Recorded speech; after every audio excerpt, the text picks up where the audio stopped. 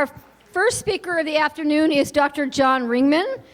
Dr. Ringman is the Helene and Lou Galen Endowed Professor of Clinical Neurology. There's the Galen Center, you know. That's also the Galens, all right? Dr. Ringman previously was a member of the neurology faculty at UCLA. Again, we don't hold that against him. Before that, he was at University of California, Irvine. But he saw the light and came to USC 3 years ago. His current research activities include NIH-funded studies of persons with or destined to develop familial Alzheimer's disease due to known genetic mutations.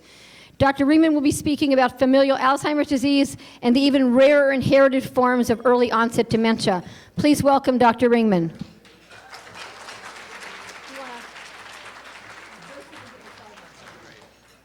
Is the microphone here I gotta wear? Hello? Yeah, I'll use it. So, I don't know that we thank Freddie for help all her work putting this together. So everybody, Freddie for Freddie. Okay. So, thanks everybody, and please don't stop eating. But at the same time, I want you to, I hope there's coffee available. I want you to get loaded and pay attention. Okay. So what I'm going to talk about is familial Alzheimer's disease of young onset, which is a pretty rare, luckily, a relatively rare condition, but it has some importance, and I'll explain how. But also, it's interesting, the theme of today is non-Alzheimer's dementias, and even though this is what I would consider an extreme variant of Alzheimer's, by most accounts it is Alzheimer's, but I think it fits well into this category because its presentation can be very atypical and people get misdiagnosed, because when you see somebody with dementia beginning in their 30s and they have the strong family history, people generally don't think of Alzheimer's disease. So here's my disclosure slide. I can't do a crusty voice, but I'll let you read this. Okay.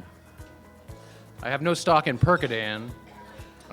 Here are my true disclosures, but importantly, there's nothing really that presents a conflict of interest for the current topic. So here's what I'm going to talk about. So I'm going to talk about what is now. You'll hear me using the term familial Alzheimer's disease and autosomal dominant Alzheimer's interchangeably. That's not technically accurate, but in the case of for today's purposes, it is. So when I say familial Alzheimer's, I mean autosomal dominant Alzheimer's of early onset. I'll talk about what it is and why we study it, and how is it similar and how is it different from the more common form of Alzheimer's that we're all more familiar with.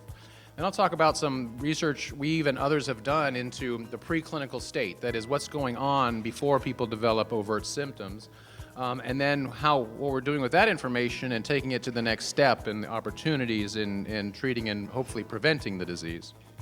So as was already mentioned, the setup is perfect because all the former speakers did excellent jobs at sort of setting up a lot of what I'm going to talk about. So I don't have to do a lot of background, but it was already discussed that in 1907, Alois Alzheimer described the first patient that he then correlated her symptoms with her brain changes and really defined what we still use as the definition of Alzheimer's today. But this person was 57 years old and sort of set up this idea that he described the pathology in the brain and sort of bringing this to mind as a pre-senile form of dementia. Now, around this same time, there were other papers being published about families with conditions like this that in which half the family would get the illness. So it seemed to be a genetic origin. Now, what's happened subsequently is people looked at her age, and now there's still pieces of her brain in Germany, and people thought, well, because of her young age, maybe she had one of these mutations that we only identified in the last 20 years that caused the disease. Well, people have looked at, they managed to get DNA from these 100-year-old slides, and one group found what they thought was a pathogenic mutation. Indeed, she did have a specific genetic cause that causes this young onset form of Alzheimer's. Well, then another German group also looked at her DNA and couldn't find that. So it's not clear whether today whether August Dieter, the first Alzheimer's patient, actually had a genetic form of Alzheimer's or not. but it's undeniable that she was of atypically young age. So, like I say, that Alois Alzheimer's really related the clinical presentation of the disease to the changes in the brain. So when we're talking about Alzheimer's, what are we talking about? Well, we're talking about progressive problems with memory and thinking that are associated with these specific changes in the brain. So these are the extracellular, so outside of cells, amyloid plaques that you can see with these stains. And also, here is this is a cartoon of the progression of neurofibrillary tangles, the Brock slide that Dr. Brasky talked about but didn't show. So this is a little piece of the medial temporal lobe, and the Brock stage is defined as spread of these tangles, which are really, unlike the plaques, they really represent the cells dying. So these are things we see inside the cells that show that the cytoskeleton, the skeleton of the cell, is not working properly, and are really and are associated with dying cells and are still around once the cells have died, sort of tombstones of dead neurons. So these are really associated with the local death of brain cells. So there's a standard progression, stage 1 up through stage 6. By stage 5 and 6, this is just showing the medial temporal lobe, but by stage 5 and 6, these tangles have spread beyond the medial temporal lobe, and that's where you really see overt clinical dementia. So now, like I say, Dr. Alzheimer described this disease in a 57-year-old woman, and so for much of the 20th century, people thought of presenile dementia and senile dementia as two different things. Like presenile dementia was what Dr. Alzheimer was talking about, but when people get they're 80 and they get forgetful, that's not Alzheimer's. That's, hardening of the arteries is like a term that was thrown around. Interestingly, with all the stuff we're talking about, vascular disease, to what degree we're going back to that is an interesting question. But in any case, they were thought to be two different conditions. Well, in the 80s, really, it was people started looking at these brains more carefully of people dying elderly and said, hey, this is the same thing that's going on in the brain. It's amyloid plaques and neurofibrillary tangles. So really, the accepted idea is that this is not two different diseases, that it is a spectrum, perhaps of different degrees of aggressivity of the disease, or might be different natures of the illness, different subtypes of Alzheimer's, but it is all Alzheimer's.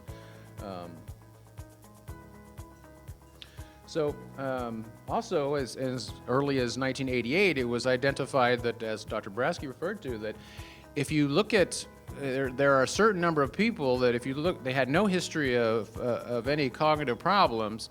They were doing fine and then got hit by a car, and then you did an autopsy and they had Alzheimer's pathology in their brain. So there's sometimes you see these changes, the amyloid plaques appearing without any cognitive symptoms. So, and as she said, if you look at, depending on the study you look at, if you look at people who are, in at least one study, people who are over 65 years of age, if you did amyloid scans, which we now have available, that about 22% of cognitively normal people have positive scans. So this is thought to be, represent the changes occurring in the brain prior to people getting symptoms. Yes, it is possible that people with amyloid positivity, if they have healthy lifestyles or do what they need to do, that they may not actually develop progressive dementia. We don't know. But it is, in general, thought to represent a group of people who is at risk for subsequent clinical decline, cognitive impairment, etc. So this slide, is this is actually a pointer? Yeah, so here's some curves. So what this is sort of a meta-analysis in which what they've done is, this is, if you look at the solid line represents, if you looked at people of these various ages, at their brains after they've died, you see that, that they have a prevalence of amyloid plaques at autopsy that, approaches 60% by in the 80s. But if you look at on average, the prevalence of dementia, it's less than that. And there seems to be sort of this approximately 10-year lag. I mean, this is looking at a group of population-based studies, but it does suggest that more people have plaques in their brain than are demented at any given time. Now, so what my research has been focused on, research and clinical experience now, is this rare form of Alzheimer's, the so-called autosomal dominant Alzheimer's of early onset. Now, a small number of cases, and that exact number, you'll see different things in the literature, but I think it's about 1% or less of people who have Alzheimer's due to Alzheimer's of young onset due to mutations in one of these three genes. So as I said, that in these families were known to exist, since for 100 years. But it was only in the 90s that we had the molecular techniques to do the linkage studies and identify the underlying mutations. So in probably a 4 to 5 year period in the early 90s, lots of publications came out identifying these three genes. Amyloid precursor protein, presenilin-1 and presenilin-2, that when mutated, in certain mutations in these genes cause this young onset form of the disease, which is pretty aggressive and can have some atypical features, but the age of onset tends to be between the 30s and 50s. Now, this has really sort of opened up a lot of avenues of research into Alzheimer's, because it was realized by looking at what the mutations that cause the disease, what these mutations do with regards to the protein function, it really started to give us ideas about what's going on with the pathophysiology of the disease, what causes the disease. So what it was realized is that the mutations that cause the disease in these three genes, all of them affect the processing of this protein, amyloid precursor protein. So amyloid precursor protein is a 700 or so amino acid long protein that you produce in your brain. It gets cut up into different ways, and it was shown that the mutations that cause the disease all tend to cut it up in a specific way. That is, favor the A beta 42 version of this protein being created. Now these observations, along with the fact that lo and behold, this is the protein that forms the plaques, and also the additional observation that in people with Down syndrome, so people who have Down syndrome, that they live to be in their 50s, essentially all of them will have Alzheimer's pathology in their brain, and many of them will have an associated behavioral syndrome develop. Now, in Down syndrome, you have triplication of chromosome 21, which is also where the APP gene lives. So people with Down syndrome get Alzheimer's because they're making too much APP2. So it's really this. All these observations led to this prevailing amyloid hypothesis. That is, that it's something fundamental about how amyloid is processed that causes or triggers the disease. Now, this is still where the prevailing idea, I would say, but clearly there's some more details are still needing to be worked out. So now, what does autosomal dominant mean? Well, so what it means is autosomal means the mutation is carried on not on the sex chromosome, but one of the other 22 chromosomes, and that it's dominant, meaning you only need one copy of the disease gene to cause the disease. So, for example, what we have here is an affected father. This is a person affected by this disease. And this is this could be mother or father, but in this case, it's the affected father, and this is a normal mother. Everybody has two copies of each genes, most genes. One you got from your mom and one from your dad. So this person has the capital D being the disease gene, and the lower d's being the normal versions of this gene. So if you see, the father can pass on either version of this gene, the disease or the healthy allele, to his kids. In this case, the disease gene. In this case, the healthy version. The mother can only pass on the healthy allele. So because the father passes this on, it's like a flip of a coin, that approximately each child of such a person is at 50% risk of inheriting the disease gene. Okay, it can vary, but with each conception, it's a flip of the coin. It's a coin toss. So these mutations are what we call, unfortunately, fully penetrant. What that means is that if you inherit the mutation, you're essentially certain to develop the illness. Okay, some genetic disorders aren't like that. You can have diseases where you can be a carrier and never develop the disease. But in this case, it's essentially fully penetrant. The age of onset can vary. So if you were bound to get it when you were 50, but you got killed in a car wreck when you were 40, you wouldn't develop the disease. So if it's variable penetrance is usually explained because of that. So here's just a wider pedigree showing that, again, in this depiction, that round figures are women, squares are men. In this case, the black means, filled in means disease mutation carrier and you develop the disease. So you see, on average, about 50% of kids of someone are affected. If you inherit it, you also pass it on to, on average, 50% of your kids. If you have not inherited it, you cannot pass it on. This is something that when I'm talking to families with this condition, this is about the only good news I sometimes am able to give them. So that's the general topic. Now, what I'm going to really focus on now is sort of what we've been doing and some observations we made in families and what we're doing and want to continue to do. Now, as I said, there are 3 different mutations in 3 different genes can cause this. Now, however, within each of these genes, there are multiple different mutations. Okay, so the mutations in the presenilin-1 gene are the most common, accounting for about 60% of these cases, or 2/3. Within presenilin-1, there's at least 219 different pathogenic mutations described. Right, so it's actually, I know it's more than that because we have a couple more that haven't been counted in this number. Presenilin-1 has the most aggressive course on average. That's the youngest age of onset, and there are cases people have presented in their 20s. When you see that, it's always a presenilin-1 gene when it's that young. Persons with this form of Alzheimer's due to presenilin-1 are more likely to have atypical features. Okay, not only does it present extremely young, but they can have unusual symptoms like spastic paraparesis and leg stiffness that causes difficulty with walking. They can have seizures and myoclonus. Myoclonus is like a uncontrolled jerking, which both of these things, seizures and myoclonus, occur in Alzheimer's, in late onset Alzheimer's even, but once it's quite progressed. But in this case, you can sometimes see it as an early feature. So APP mutations accounts for about 25% of cases. There are about 51 different mutations in that gene that cause it. Onset is typically in the 40s or 50s. It looks more like typical Alzheimer's, other than the young age. There is some variability there, but it's not as unusual as presenilin-1, I would say. Mutations in presenilin-2 are similar to those in APP in clinical presentation on average, but this is very rare. I went the wrong way. Okay. In 1999, I was working at UC Irvine in the neurology clinic there, the county clinic, the de facto county clinic in Orange County. There was not really a county system.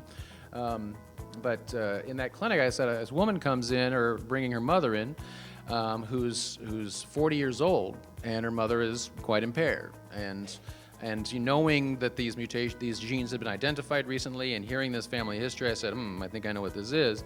And so we ordered the genetic test, and she turned out to have this mutation, this A431E. So of the 219 different mutations I described, this is just one of them. But this is a specific mutation that she had that at that time hadn't been reported in the literature.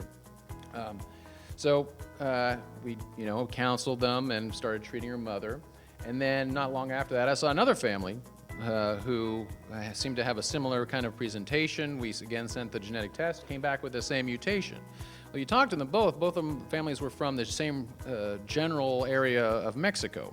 Okay, so subsequently through referral patterns, and interestingly, a lot of these families with this with this condition have been seen at Rancho Los Amigos, and once we started realizing what was going on, that Freddie and Helena started referring these patients. So over time, we saw a lot of patients. What's interesting, I guess, in retrospect, and I should have a slide on this, is that there's a paper before the actual genes were identified. There's a paper published on which Helena is an author, in which it's just a description of these families, basically a description of the clinical features, and it's speculating that here's what these families look like. There must be a gene, and then 5 years later it was found. So I like to say that Helena and Freddie were seeing these families before it was cool, or at least before it was realized what was actually going on, or specifically what was going on. But in any case, we subsequently, over time, through various referrals, we found 16 families that all had this same mutation. Right? You say if there are 219 different mutations that cause the disease, why are these 16 families all having the same one? Well, most of them could trace the roots of the disease in their family to Jalisco State in Mexico. So that's the state where Guadalajara is.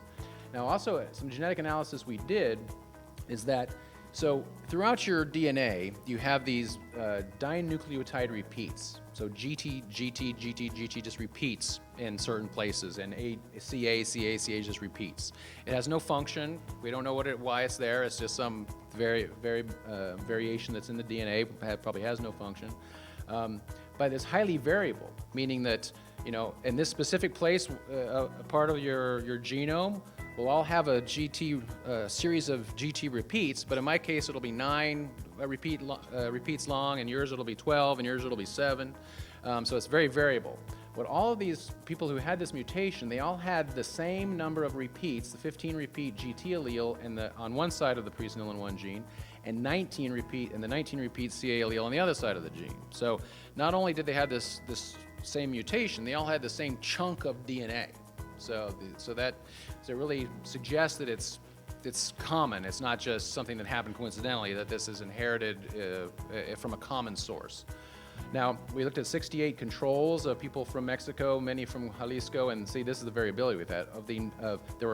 Among these 68 controls, there were 9 different lengths. Only one had this 15 repeat, and 18 different lengths of the CA repeat, and only 4 had this 19 repeat. So it's showing that it is variable in the population in general. So to date, and now over the years, we've now seen, I think it's at least 70 different families with the same mutation.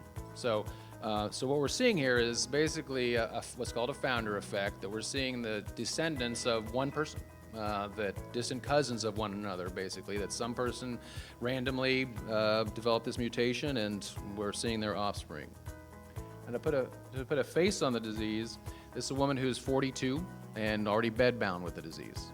So this is a small town outside of Guadalajara. And here is her family. So this is her husband, and these are all first-degree relatives. So each of these people other than her husband is a 50% risk for inheriting the same thing. So folks in Mexico actually first published this finding in 9 families, and then we followed up with this with, I think, 15. Is it 15? Yeah, 15 families. So here's from their paper, the Mexican geneticist. From their paper, these are the villages or towns from which their families arose in the Los Altos region of Jalisco. So what else comes from the Los Altos regions of Jalisco? Right. Not only tequilas, but the best tequilas. So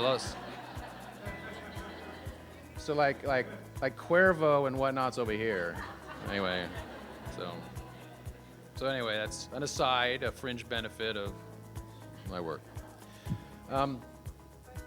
Questions?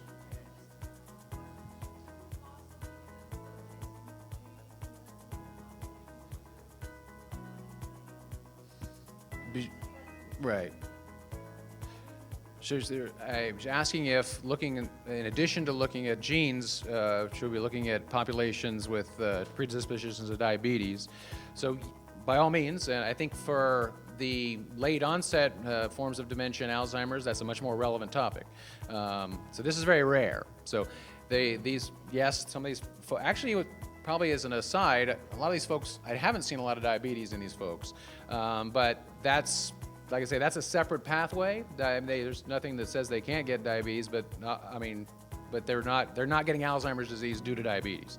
They're getting it because these genes have a very strong effect on a specific biochemical pathway. So here's sort of where we've been going with this. So this is a patient. So if we know, I'll show it in a later slide, but what's interesting, another thing that's noteworthy of these mutations is not only do we know that they cause the disease, that they're fully penetrant, but the age of onset tends to be pretty consistent within a specific mutation. So for example, if you look across presenilin 1 and APP mutation, you'll have some mutations cause age onset around 30, others will be around even 60. But within a mutation, the age of onset tends to be pretty consistent. Okay, there's variability to it, but in general, people with this mutation, on average, will start having symptoms around 39 or 40 and meet criteria for dementia by 42 or so. Okay, that's on average. There are exceptions to that. I've seen younger onset cases. I've seen older onset cases. I saw an unfortunate family that, I guess, fortunate in that she lived to be 54 without having symptoms, but then at 54 started developing the disease.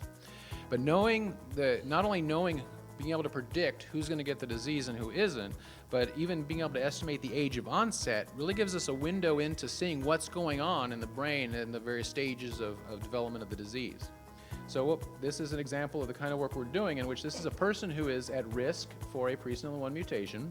In our studies, we do the genetic testing, right? So we know who is a mutation carrier and who's not. It's not an amyloid scan and it's not a tau scan. Let's call this this particular tracer identifies both plaque pathology and neurofibrillary tangle pathology. So what we're seeing, I'll just say that this is a normal scan, right? She's 13 years prior to the age 13 years prior to the age at which her parent developed dementia. Okay, this is a normal scan. What you're seeing here in green is background noise. But this is 6 years later, boom, she's developed these changes of the brain. And this is, like I say, this is a combination of amyloid and neurofibrillary tangle pathology, probably. So other things we've been doing is looking at biochemical changes in the cerebrospinal fluid. So subjects participating in our studies, they consent to, many of them, consent to undergo lumbar punctures, and we measure the different chemicals that are in the cerebrospinal fluid. What you see here, this is the A-beta 42 level in the CSF.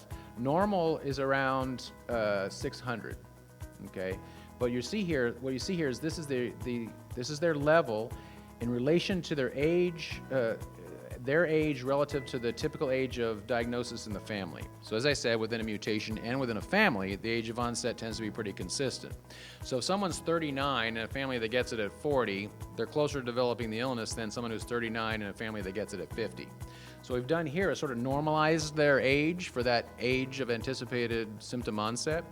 So if it's a cross-sectional study, and what you see is this is the A-beta 42 levels. This has been shown in late onset Alzheimer's as well, that A-beta 42 levels decrease as the pathology develops in the brain.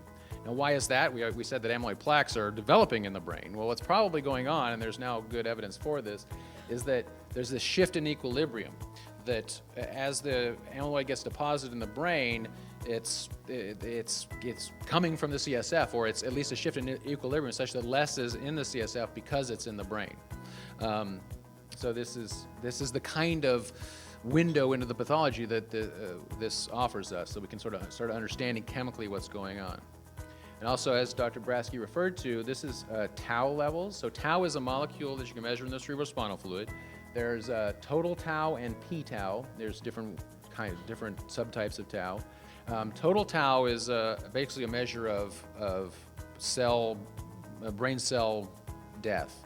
So, for example, if you get hit in the head with a hammer and then measure your cerebrospinal fluid CSF tau, it's going to be elevated. P-tau is more specific for Alzheimer's, but in any case, what we're also seeing is this increase in tau as people get older and approach the age of disease onset. Normal tau level being around 50 in this study. So this is the kind of window we can sort of piecing out what's happening chemically and structurally in the brains in people developing this illness. Now, an atypical feature that you sometimes see in presenilin-related Alzheimer's disease is this spastic paraparesis. So they can get leg stiffness to the point where walking can be a bigger problem than cognition early in the course of the disease. So it's been associated with several different presenilin-1 mutations, but we've seen it in about 45% of people with this specific, what we call the Jalisco mutation. So we've had families that come to us and they're like, well, or they don't come to us because nobody thinks it's Alzheimer's disease and they get a diagnosis of multiple sclerosis. But when they do come to us, sometimes the walking is the biggest problem. Now, what causes this? Now, because you don't typically see this in late onset Alzheimer's. Yes, again, in advanced Alzheimer's, people have problems ambulating, and you will see that they do have some leg spasticity, but that's really a late stage finding in Alzheimer's disease. And these folks, it could be the earliest symptom. So what is causing it? not entirely known. There's been this association of this finding with these atypical amyloid plaques, these so-called cotton wool plaques, that some people get the plaques that are larger than normal, and they actually sort of almost displace tissue rather than consume it, I guess. If you look in the white matter, you can see this Wallerian degeneration of microgliosis. That's an inflammatory response. Wallerian degeneration means as been pointed out, the brain is a bunch of neurons connected by white matter, basically. And if you look at the white matter, it's the tracks. If you kill a neuron, then the axon, which is in the white matter coming from it, starts degenerating, and you can detect that in these folks. But there's only a handful of cases that are reported to have come to pathology to understand that. So we don't really understand why Alzheimer's disease or how these mutations might cause this leg stiffness. So we started taking a look at that. So we did a study in which we did diffusion tensor imaging, which is a special kind of MRI technique in which it allows us to really carefully interrogate the integrity of white matter, the axonal projections in white matter in Alzheimer's. So what we did is we did this diffusion tensor imaging in 3 persons that had this mutation and had the spastic paraparesis, and compared their DTI images with 7 persons who had Alzheimer's disease due to these mutations, but was of similar duration, but did not have leg spasticity. What we found was fractional anisotropy, which is just basically a measure of how organized diffusion is within the white matter. Fractional anisotropy was decreased in widespread areas of the white matter, not only in the motor tracts, but all over the brain. So these are areas, corpus callosum, and these are various areas in which the white matter was different, white matter integrity was different in the people that had spastic paraparesis relative to those who didn't. So it shows that sort of what we're looking at with the spastic paraparesis is really the tip of the iceberg of something more widespread going on in the white matter. And we're still trying to figure out what exactly that might be due to.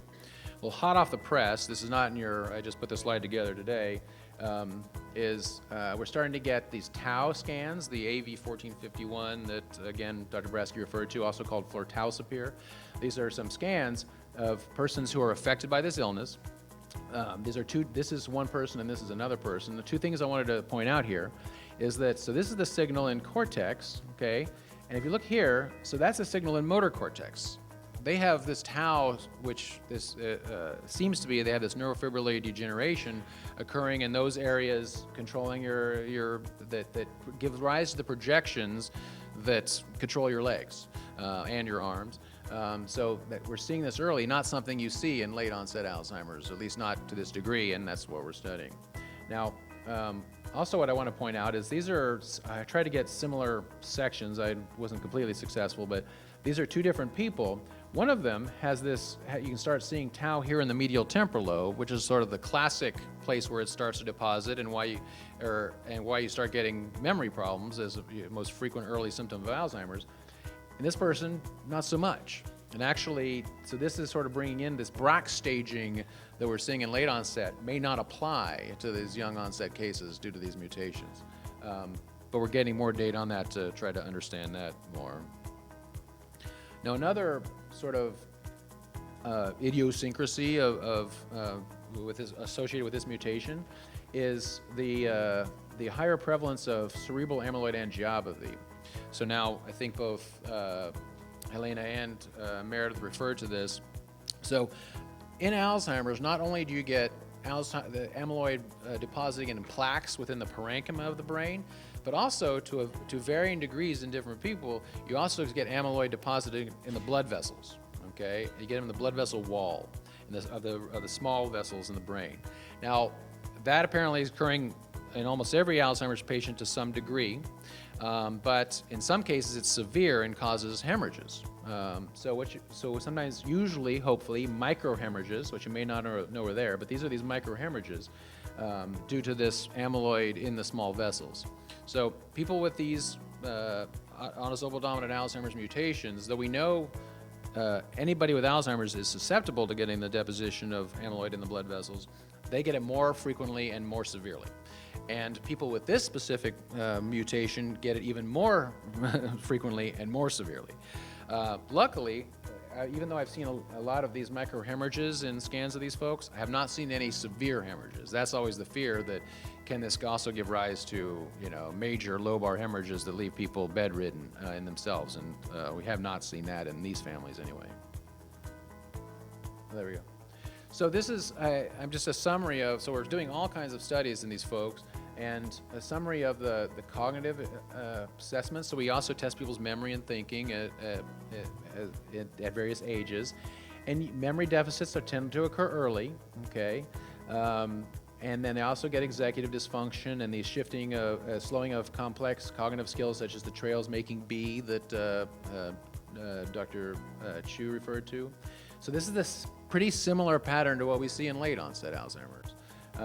So if you just look at cognitive testing, you can start measuring these changes on average, about 5 years before they have diagnosable dementia. So you can start detecting these changes before, you can start detecting them with testing before anybody just talking to the patient would probably be able to identify. So much of these findings that we're studying in these families are probably generalizable to late onset Alzheimer's disease. So I was starting to do these studies, really got my first grant in 2003, and then was developing this program. And then around 2007, the NIH said, hey, we should be doing this on a bigger scale. So the NIH put out a announcement to try to fund a network of centers working together to do this kind of thing. Because at any individual center, I'm seeing some people in Southern California, there's people in Australia doing this work, there's, seeing some cases in Indiana or whatever. So since there are a few cases in each place, each individual researcher can only do so much. So let's pool our efforts and see what we can do. So that the dominantly inherited Alzheimer's network was born. So the lead site on the Diane is Washington University, St. Louis, but what they do is coordinate all these different sites doing this research. So they establish an international registry of participants, look at these clinical and cognitive changes in more detail as people are in the preclinical stage of the disease, and then follow them longitudinally and try to identify the temporal order and rate of changes of these biomarkers.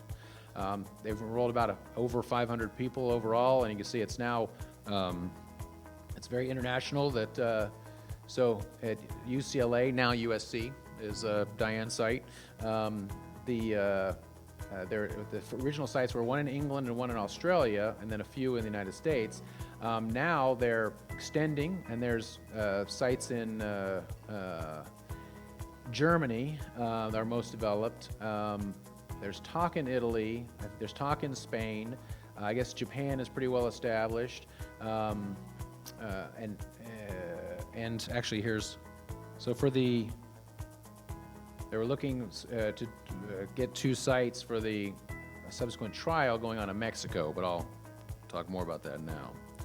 So now, as I said earlier, that within a specific mutation, the age of onset is fairly consistent, So if you look at that, so what this is if you take every symptomatic person, identify their age, and identify the mean age of onset of other people that have that mutation.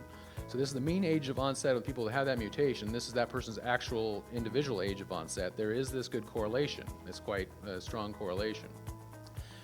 However, you can also see here there's a lot of variability. So for example, all these black dots represent one giant similar kindred to what I'm studying in Mexico. There's a big kindred with a different mutation in Colombia, the country of Colombia. So all these black lines are with the Colombian mutation. So the mean age of onset with this mutation is like 38. Okay, but if you look, some people had symptom onset less than 20 years of age, and others, made it to almost 70 without developing symptoms. So it's clearly clustered around here, but there is some variability to it. So we can't perfectly predict the age of symptom onset. But nonetheless, so this is the first paper in 2012 that came out of the Diane in the New England Journal that really showed the temporal course, again, adjusted for your estimated year of symptom onset, the changes that you see. So the blue lines represent non-carriers, okay, and the red lines represent what carriers do. So you see the earliest changes are probably detectable by, this is PIB scanning. So the PIB scanning that Dr. Brasky referred to is you start seeing A beta deposition in the precuneus early on, like even 15 years before people are likely to start developing symptoms. Subsequent changes are the CSF tau is not on here. CSF tau is occurring, changing early, but you see that later on, memory changes are, like I say, this is right about that 5-year that I was talking about. You start seeing the cognitive changes. Glucose metabolism is changing sometime between there. Hippocampal volume, as again Dr. Brasky talked about, you might see around 5 years as well. So if you put all that together, you get this sort of sequence of biomarker changes. So I guess you see again A beta deposition first, then CSF tau. This is glucose metabolism. So, and this is the tau imaging that I showed you. What I showed you, the scans of people who were already affected by the disease. So it wasn't early. You don't see this tau deposition in the brain until people are symptomatic. So it's interesting because it's a later biomarker change, but it's also that biomarker change which is most directly relevant to the symptoms. That is just more correlated with the symptoms, I should say. So this is I got this slide from Randy Bateman, who's involved in the Diane. So not my animations, but this is showing that this is the period in which there's really essentially you can't detect the pathology prior to 20 years, but then between 20 and 10 years you start seeing the pathology reflecting the plaques and then ultimately the tangles in the brain. So this is again the slide that Dr. Brasky showed, that the often shown Cliff Jack curves that are the sequence of events. So there was a time when you go to Alzheimer's talks and you had to take a shot every time you saw this slide because it's shown so often. We won't do that here, but this is the same curve showing this, again, the sequence of biomarker changes, but breaking this down into different kinds of prevention. So all this is looking at how we can prevent the disease, okay? That's the holy grail for all this. You can do primary prevention, that is get in before any pathological change is occurring. You can have what's called secondary prevention, where the biochemical changes or biomarker changes are already occurring, but you don't yet have symptoms. Or you can get tertiary prevention, which isn't really prevention, it's slowing the progression, preventing the progression of the disease. So these are all things we're targeting.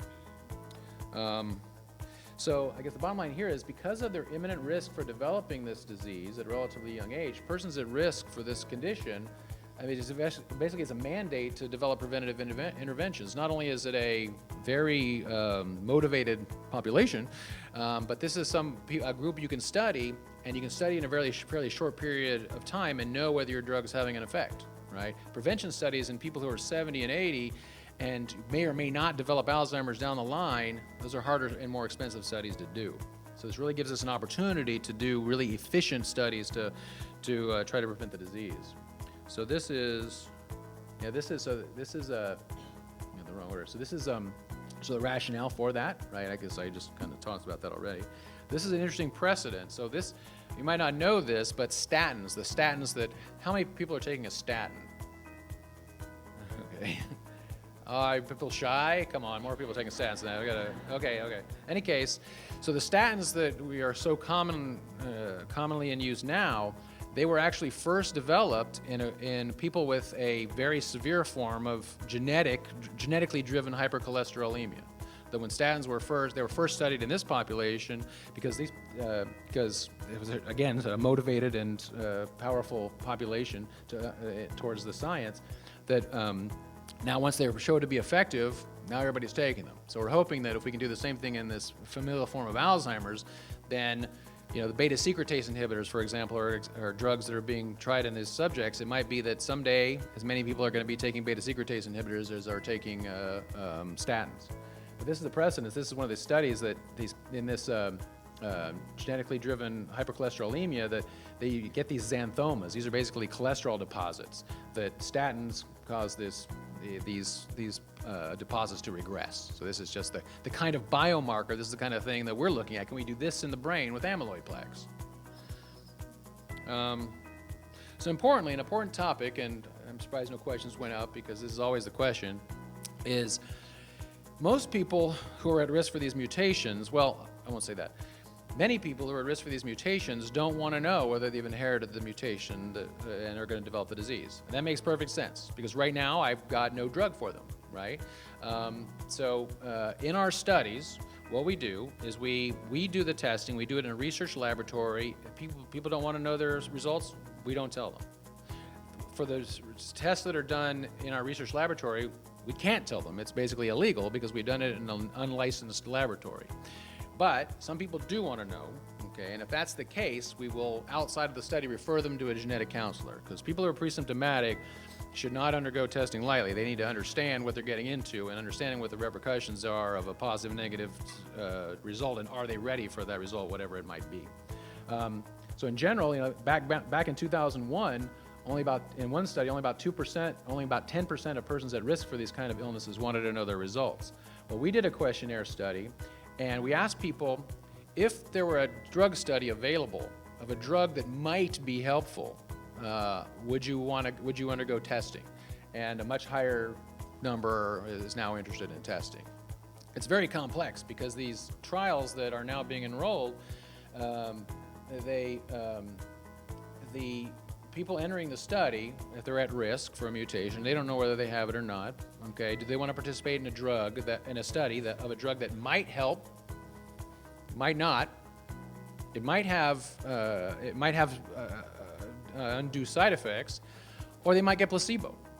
So it's a very complex kind of issue, but it's being dealt with. Like, for example, if people come into a study, they are given the opportunity to find out their testing, knowing what the study will be involved. They may want to just get tested, and if they're negative, not participate. If they want to participate and still not know their status, then they enroll in the study. They get tested, and if they don't want to know, we don't tell them. If they're a non-carrier, they enroll and do all of the things involved in the study, but get a placebo. Those who are positive will enroll in the study and have a 75% chance of getting drug, 25% chance of getting placebo. So that's how this kind of issue is dealt with. It's not easy. It's very complicated. I'll tell you, my time is up. That's perfect. So these are various funding sources, and I'd like to thank Siete Leguas Tequila. So the reason I show this slide is because on one of our trips to Mexico, I like this tequila, so I called the distillery, and they're like, can you give tours? Like, oh yeah. And we went there, and I think they thought we were food critics or something. So they gave us a golden tour and like a free $200 bottle of tequila. So that's why I showed this slide. I feel I owe them. So here's all the various scientific collaborators again. Importantly is Elena and all the folks at USC, and my collaborators in Mexico, and also the punt. You gotta push the enrollment slide always. Okay, and then so in general, we're obviously you heard Dr. Chua shamelessly talk about trying to recruit for our vascular cohort study. We have multiple different studies going on at USC, different stuff. We're enrolling families like this. We're also doing more and more studies just in Latinos in general and in clinical trials of various types. So thank you.